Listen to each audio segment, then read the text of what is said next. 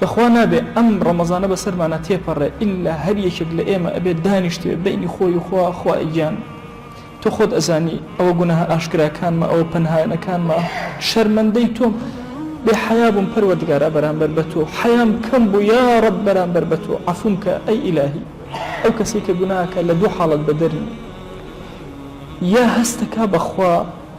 بەڵام بێ شەرم بەرامبەر بەخوا یا هەز ناکە بەخوا کافرە بەخوا ابن القيم رضي رحمة خوای لێ بێ لە کتەی مەدارج السالکینە